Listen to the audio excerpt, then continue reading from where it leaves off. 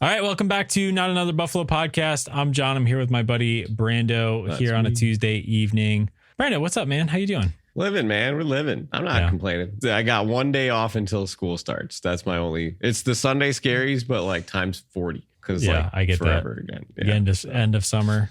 Yeah, but that means football. So there's that. It does. I'm ready for Saturday, the last preseason game to work at home. Kids Day. I like Kids Day. I see a lot of students there. They love it. Kids Day is different than the other two preseason games, I think. So I think it'll be the worst game on the field for the kids to see, but it'll be exciting. But and we have Joe Andreessen too, and we're going to get into that in just a second, but I just want to thank our sponsor, Small City Realty. If you're looking to buy, sell, or manage property in West New York, these are the guys you want to call. Zach Korzelius, 585-409-1088.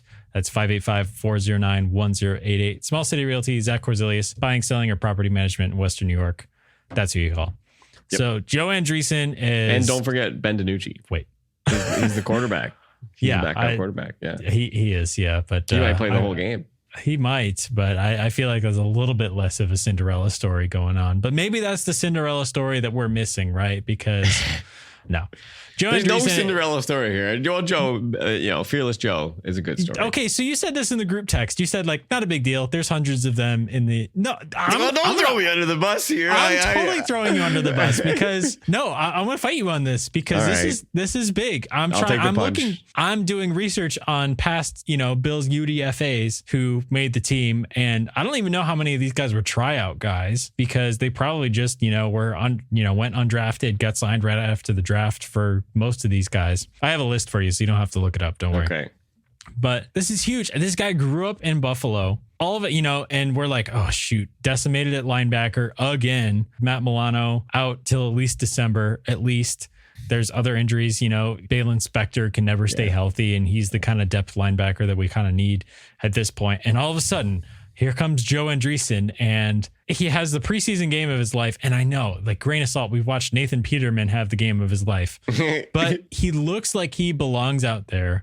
Yeah. He's not the wrong size for the position. He's got all the traits. He's fast. He seemed to be so disciplined as well. Like watching this, he's making open field tackles against not nobodies. This is like Justin Fields. There's somebodies. I mean, it's Justin Harris. Fields it's Najee Harris. Like I hate both of them. I don't know. Well, still, but like, I don't know. I want to give him credit. I don't want to totally overreact, but like, I'm not saying this is already the best Bills preseason storyline of all time. I'm just saying like there's a possibility and it could be. And I know we said this before, but like this feels different than the Andy Isabella's. This feels different. Hey, his story's not done. I know, but you know what I mean. It's not CFL player who help me out here. Duke Williams, right? Yeah. Yeah. I like this is Duke not Williams too. Right. This is not Brandon Riley.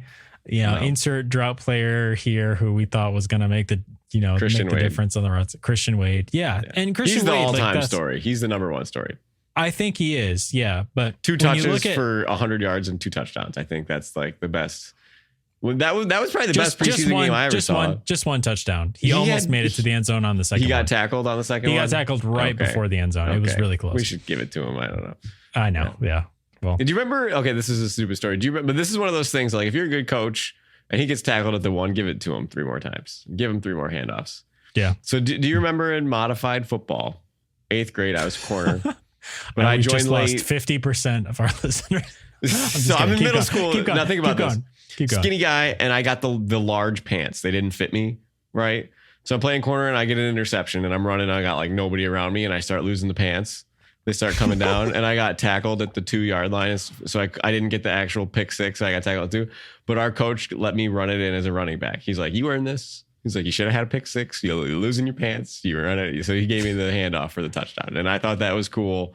You're making an 8th grader's day, who can't fit into a large pair of pants in 8th grade football. So, but it's one of those things. I'll give Christian Wade the handoff, like let him score. Yeah, I don't know. Maybe he was just winded after that play. Maybe he needed the oxygen a little bit. Yeah, but. So I have a couple things about this fearless Joe Andreessen. So first thing, Buffalo Joe. Call him Fearless Joe. I like Fearless Joe. Yeah. Are you trying to rebrand Buffalo Joe already? So Fearless Joe is a headline from Sports Illustrated. Ralph Ventry did a article, and that was his All headline. right, that's fair. That's so just once, just humor me one time, Buffalo Bills, by having a plan that does not involve bringing a player off the freaking street that has no credentials, that didn't play anything exciting. I mean, whatever, he played. So yeah, he's but like AJ Klein comes off the beach to play linebacker. You get an undrafted free agent from Lancaster to play linebacker. I'm like, what? Why is that our options? Like, why is that our only options? That's my only stick with the whole thing, is that we're so barren. Our depth is so limited again that we're pulling people off the streets that played at Lancaster, New York. I don't know. I'm hating. I'm hating right now. I think that's the injury bug, though. Like, that's 100% the injury bug. Like, if you're walking into the season with, you got to figure it out. I think that they've had the luxury of, not the luxury, but like, I don't know, the fact that Joe Andreessen got to play in this preseason game as much as he did because of the injuries. Maybe that's how they learned what they have in him, you know?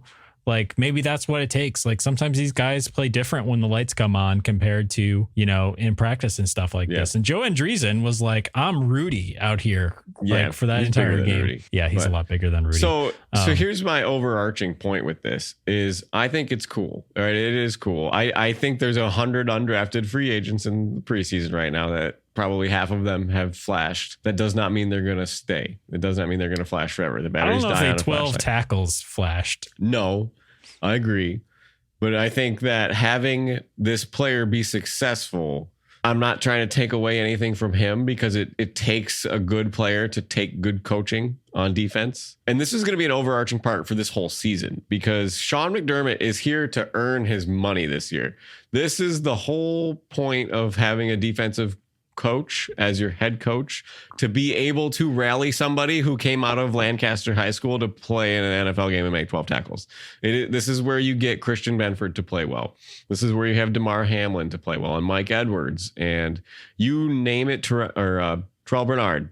All of these guys that are not marquee players. Matt Milano, fourth or fifth round pick. All of these guys that have come in and made an impact as a part of a puzzle on defense is a credit to McDermott as a coach, I think. So he needs this for him to really get his shine back, I think, because he's, the luster might be faded a bit with the playoff losses, but your back's against the wall with your defense right now, buddy. So you don't have Greg Rousseau, outstanding game. Also super excited to see him break out this year if that's possible. But you got Vaughn and you got Benford and Douglas. So I want to see McDermott's masterclass season.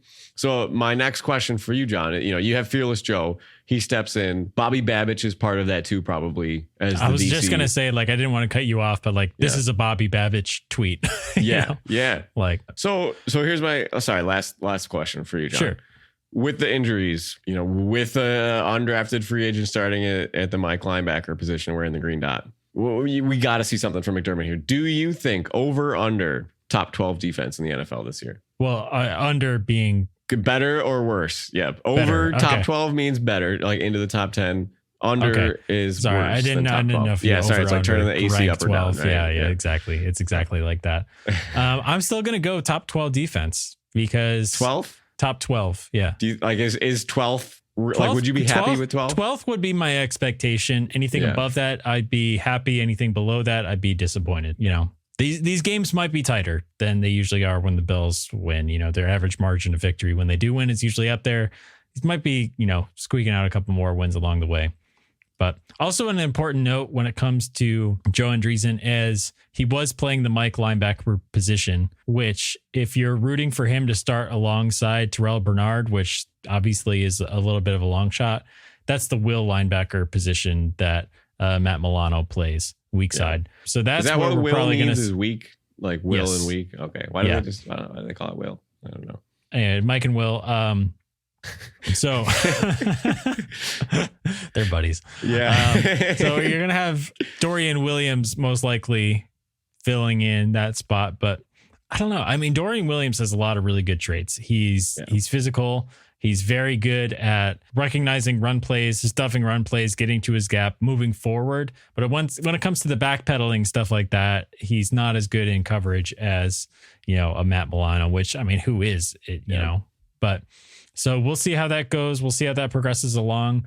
I know that McDermott has kind of talked about this before, where they don't want to put too much on guys' plates. Like those positions are very different when you're talking about the signal caller in the middle of the defense versus the will linebacker. So they kind of overloaded Dorian Williams by switching him back and forth a couple times. Even Terrell Bernard, before he was the starting middle linebacker, they put a lot on his plate and then kind of said maybe we shouldn't have done that. Yeah. So it'll be interesting to see if they like want Joe Andreessen to maybe be the heir apparent in that position mid-season or something like that. I don't know. I'm getting ahead of myself because like it's not even a guarantee that he'll make the roster, but I would be shocked if he didn't at this point. He could be a practice squad player, I think.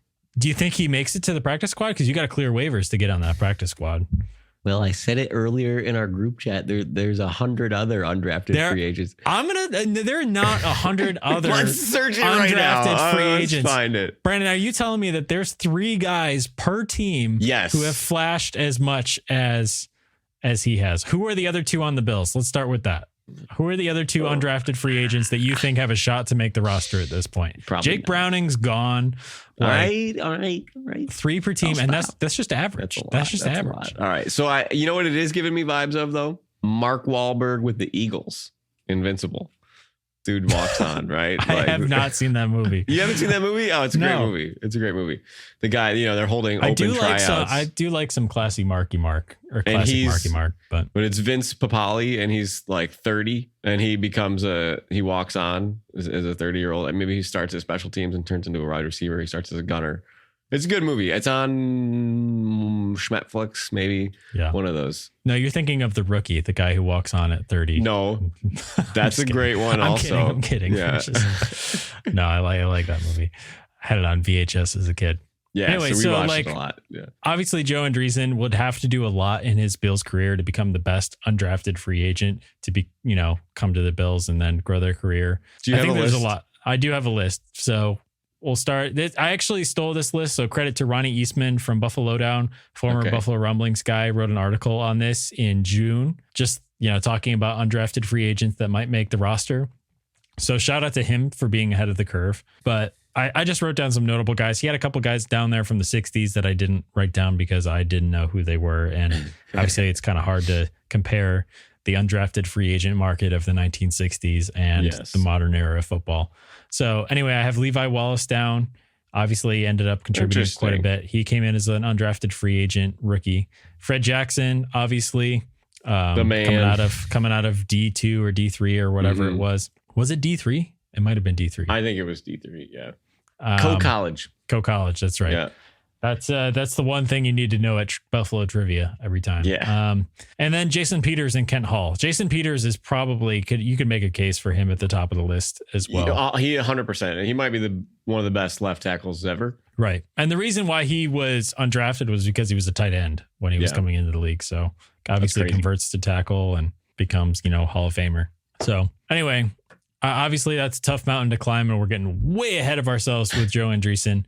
But what I saw made me excited. He didn't make any mental mistakes that I could see. He looked confident. He was making the right choice. He was breaking down and tackling. He wasn't over pursuing like you see young guys do. He's got the build. His RAS score is like huge, through the roof. Yeah. So this is not like a Rudy where we're like, oh, maybe he can do it. It's like he's got the skills. He very closely fits the prototype Bills linebacker these days, which is not small, but like 6'1", 6'2".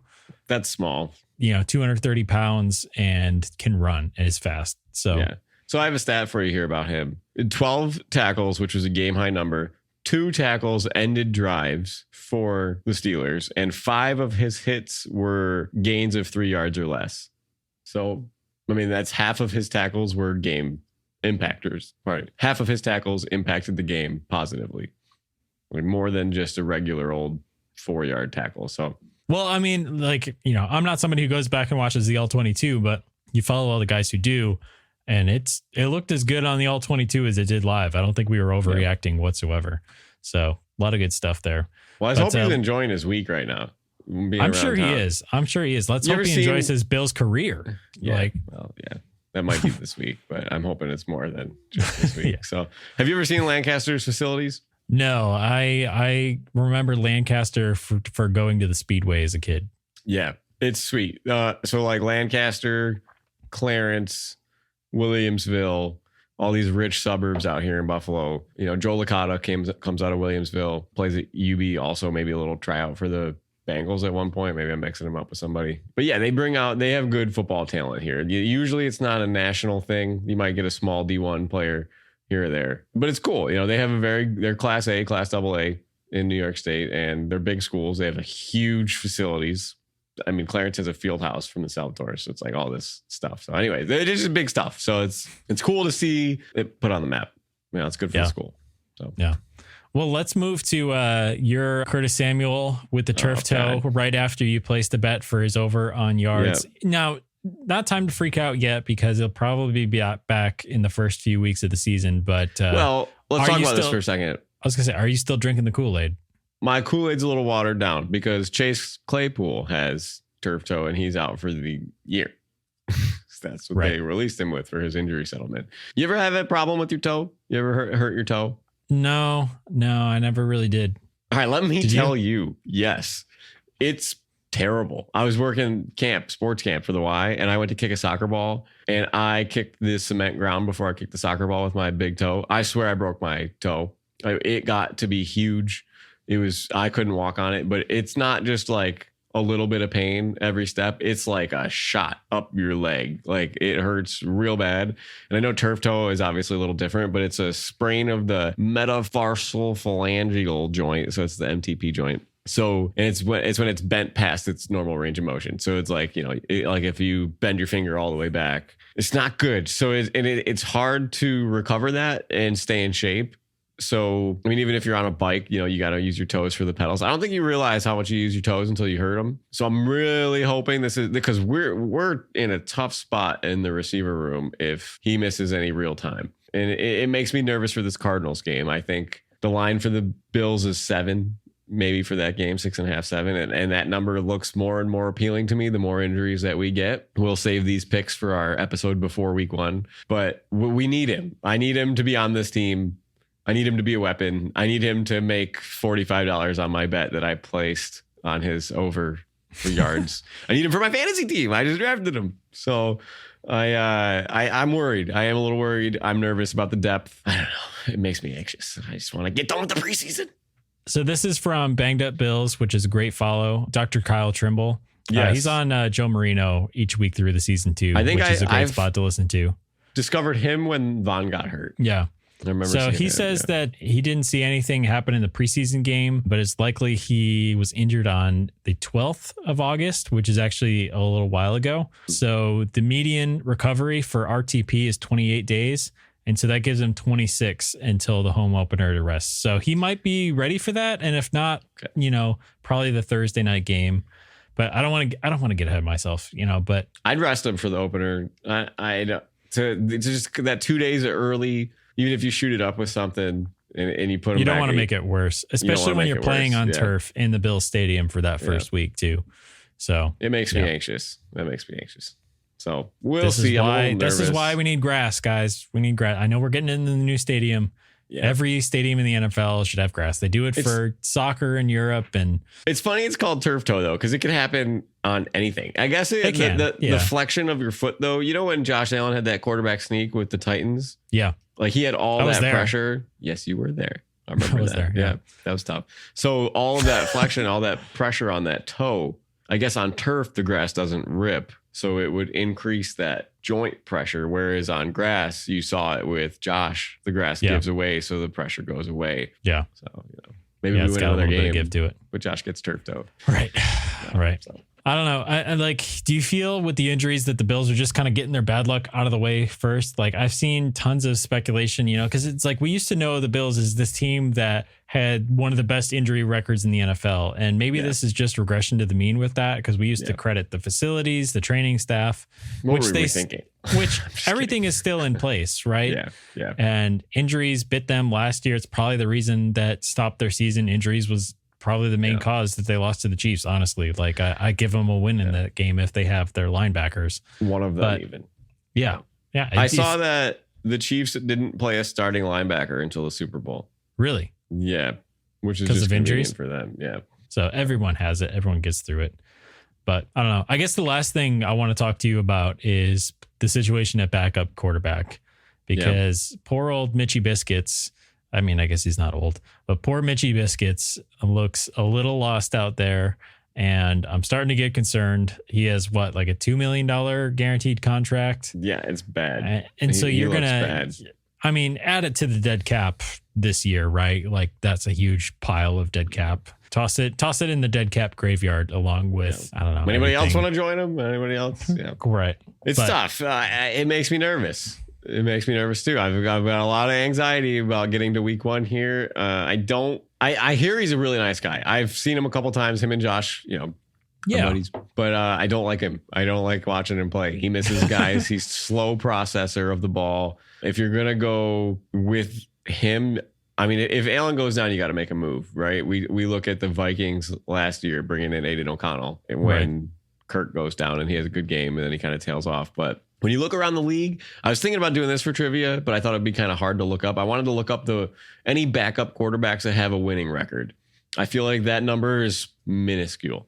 That's true, but also wins are not a QB stat, if you're a backup quarterback, you're going to lose more games. I think. I don't know. Yeah.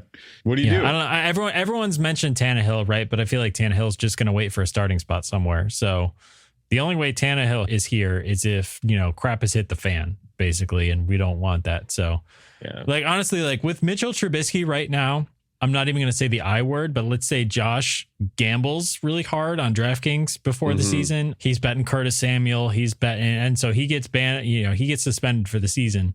How many games do you think the Bills win with Mitch Trubisky at quarterback? 4. I was gonna say like 4 or 5. Yeah, maybe 5. It's just too much to overcome. It's bad. I feel like. This roster is built by Josh. It's not anybody else, I don't think. I don't know. We talk about you take away all these players off our roster. How much is it going to impact the record as a bottom line, item? And we don't really start freaking out a little bit because of the weight of gold that Josh Allen brings to this squad. So how many wins do you think Matt Milano is worth on that? Because you look at it the perspective of did the Bills over under for wins move when Matt Milano was announced as out for the season? I don't think that he does. Usually you don't see a player do that unless it's like a Tyreek Hill level wide receiver or quarterback. Like when trades happen, you won't see teams over under move at all unless it's a huge deal like a quarterback or a star wide receiver. Yeah. So for us with Matt Milano, he's the closest thing to a star receiver on the defense, right? Yeah. I think he's worth one win would be the average that it comes down to, right? Maybe a little more, maybe 1.5, but it's because of the guys that we play. We have to play Mark Andrews. We have to play We have to play Travis Kelce. We have to play, you name him. Who else is in our Jonnu Smith is going to be in our division now, and who I snuck into the fantasy draft. Jonnu Smith stashed him on the bench. So it's interesting. And I really like the baseball stat, the wins above replacement, the WAR. Because Mike Trout is all time leading by a ton. But I mean, in a good season, somebody might have 13. Maybe I'm wrong on that. I don't know. But it's wins above your average and your average player in the National League. So what is a quarterback worth? Obviously, the number is interesting to me because if you look at the Bills' value as a franchise from 2016 to 2024, it goes up like $500 million. So we've talked about a franchise quarterback being $1 billion investment between all of the jersey sales, the ticket revenues. Now we're getting a new stadium. And the contract itself, he's worth it. And he's worth every penny of it. And if you don't have one, you need one. And if you don't have one, you're done. And if you have 2, you don't have any. So it's what are you going to do? But I'm a little worried. That's a good question, though. How many wins is Matt Milano worth on the roster? Yeah. And I'm trying to remind myself also to slow down and appreciate every single year. Anyone out there who is writing off this year as a reset year, you might be right. Maybe that's how Brandon Beane is thinking of it. I'll tell you that there's not a single player in that locker room that's thinking about it that way. And I know it's sure as heck that Sean isn't thinking about that. But I think that, we have to learn to appreciate every single moment that we get from Josh Allen. Yes. Because we're still early on in his career, but we're kind of getting into the middle. We're halfway. We're halfway, whether you want to admit it or not. 7 years is halfway. Maybe it might even be past. Well, don't talk like that, first of all. But like, you have to kind of come to that realization to really appreciate it, because for this first 7 years, it's been like, we're in the first 7 years, we're not even halfway there. We got plenty of years. Like, that's the consolation. I just hope that there's not another, heartbreak as much as 13 seconds, because it's going to hurt like even more. So this is kind of funny. You seen Interstellar? Yeah. Yeah. I'll look for the clip and send it to you. But it's when Matthew McConaughey is like looking through what has happened. I think I saw this on Twitter. And it's like Bill's Super Bowl window, 21 through 24. And he's looking out the window. And it's like, he's like, no. And it's the 13 seconds clip. And then he starts crying. And it's the Bengals game. And then he starts crying again when Tyler Bass misses the kick. Oh, and he's just like so sad because his whole life flashed him by in 20 minutes. And I'm like, this has gone so fast. Like, 7 years has gone so fast. I feel like we were just watching rookie Josh Allen. I feel like that Houston playoff game was yesterday. That day was such a great day. I remember that day. The Bills had 90s night. It was before the black and red jerseys. I think the Sabres played at noon and the Bills played at 4. Because I went to the Sabres game first, came back home, made chicken wing dip and watched the game. Like, that was a great day. And I remember, like, this is great. Like, I was living in my buddy Kyle's house. I'm like, this is great. Like, what a life we have here watching this guy playing in a playoff game. And then we lose, in 13 seconds. The AFC Championship game here is kind of a blur.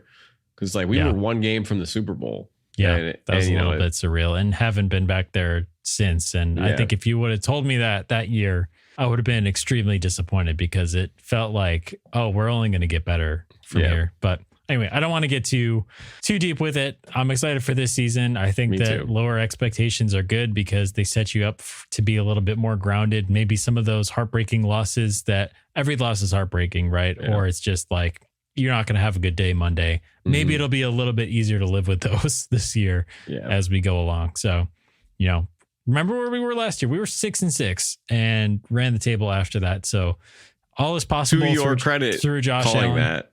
I did call that. You did call that. I did. I was hating. I'll take some credit for that. Brandon, you were so negative, and I was like, they're going to do it. They're going to win every single game from here on out. No, they're not. So anyway, that's all right. I was here to call your negative bullshit on Joe Andreessen too. So I hope I'm wrong, man. I'm just jaded, I guess. The pain that I felt from 13 seconds hasn't left me yet, and it's still inside of me. I saw a tweet today that someone says, like, a piece of me, like, I didn't die, but a piece of me died that day, or something like that. And somebody had quote tweeted it with the 13 seconds, picture of Josh on the sideline.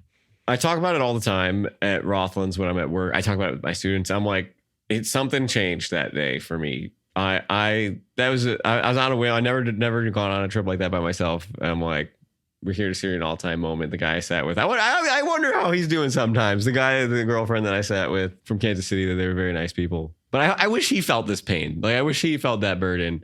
And I wonder if he thinks about me in pity. Like, I don't know. It just really hurts. It hurts my heart. Yeah. So it does. Especially, like, I try not to think about it too much, because I'll start feeling crappy. I just kind of shove it down. Yeah. But it's like, it's worse the more you think about how joyful you were when Gabe Davis caught that touchdown, at 13 seconds. I never felt anything like whenever I see the highlights of that game, I always just pause it right there, and then I just walk away. If you want to really feel good. It's like the part in the Four Falls of Buffalo where at the end they show the kick going between the uprights. Like, that makes me cry, and I wasn't even alive for that. Yeah. So if you want to feel good, go watch Allen's fourth quarter, because he had one of the greatest quarters of existence as a quarterback. I think arguably the best quarter of all time. I think from any player. Like, that might be the best quarter of play ever. Yeah. I don't think that's a stretch. I don't think that's being ridiculous. Well, if you're going to, who second place is, and probably even right up there with it, is the game you played before that against the Patriots. And I just watched all those highlights today just to reminisce. Yeah. And I'm like, I miss big plays. Like, that whole entire game was like 30 yards, 25 yards, 80. 31 yards, 80 yards, Micah Hyde's interception, that was insane. So that's the coolest play I ever saw live, I think. I thought that was like, I need that back. I need that back so bad. So if you need to get hyped for the season, go watch some Josh Allen highlights. This is not just a reset year. It's going to be fine. It's still Bill season. I'm excited. The AFC East is ours until it isn't. Exactly. It could have a college degree right now. Yep. So, Brandon, you said you had some kind of trivia really quick. Do you want to do that before we get out of here? Brady and Manning, legendary quarterbacks amongst themselves, did their top 5 quarterback lists in the NFL. Now, here's Brady did his in the order that he thinks of them. Manning was just asked about it quickly and just kind of spitballed names. So Manning's list might be a little, take it with a grain of salt, but I want you to try to name them. And I want to see. Does he have 5? And they are not the same 5 players. There's a different player Brady's. From Brady. All right, so I think I already told you this, but I think I saw Brady's. So Brady had Mahomes, Allen, Jackson, or was it Burrow Jackson or Jackson Burrow? Jackson Burrow. That's Jackson cool Burrow. Yeah. And then Rodgers is 5. Yep. And so I'm going to guess the 5. I bet Peyton put Rodgers in his 5 unless he was thinking. Oh, he didn't? Okay. So he is thinking recently, which I'd agree with that. I would keep Aaron Rodgers out of my top 5 if we're talking the past 3 years, obviously. So Allen, Mahomes, Burrow. Am I good so far? Well, so he has Mahomes 1, Burrow 2, Jackson 4. But I thought you said Manning said them out of order. Yeah, but in the list here, somebody put it on a list, so that's how he listed it. But you're right; They were just kind of okay. Well, I wasn't guessing for this person's list order. All right, you're missing one. Jackson is 4, right? Yeah, you're missing not 4. 3. Not the number on the list. The 4th person that I got. Correct. So it's Dalen Mahomes. Yeah, the 4 AFC quarterbacks, and his 5th is different. Yeah. Who does he think is the 5th best quarterback? It's not something stupid like Kirk Cousins, right? No. Okay. He might arguably be better than this player. Maybe not via potential for his career, but. Is it Jalen Hurts? No. It's not Tua, is it? No, not that guy. Brian Flores wouldn't have him on his list either. No. Boom, boom. All right, give me a division really quick because I'm fading. Out west. Is it Justin Herbert? Yeah. Oh, okay. Well, I mean, he hasn't done much lately, but a couple of years ago, I think we all thought that he would be that guy by now. Yeah.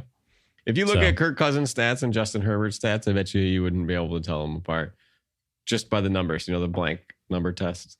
Yeah. But that's fair. You could argue CJ Stroud's in there too, but yeah, but he's probably got one more year of show us until we're like, and that's how people were with Josh his rookie year as well. Wow. So CJ Stroud's rookie year understandably, CJ Stroud's rookie year was a a better than Josh's. So, but anyway, well, you good to cap it off there? Yeah, man. Yeah. I'm excited. I'm in my feelings right now, but thinking about this team. Yeah. Just don't think about 13 seconds. Shove that out of your mind. It leads to drinking. But you guys know where to find us on all platforms. Yeah, drinking your vitamin water. You guys know where to find us on all platforms at Not Buff Podcast. Please give us a follow if you hadn't already. We really appreciate going back and forth with you guys on all those platforms. Reach out to us, shoot us a voice message, shoot us anything that you want to talk about on the show. So this is not just a one-way conversation. We're ready for another season. We're super excited for it. Again, if you need a realtor in Western New York, Zach Korzelius. I'm telling you, he's the best. He knows everybody. His number is 585-409-1088. He's with Small City Realty. So, all right, Brando. Well, we'll see you next week and go Bills. Yes, sir. Go Bills.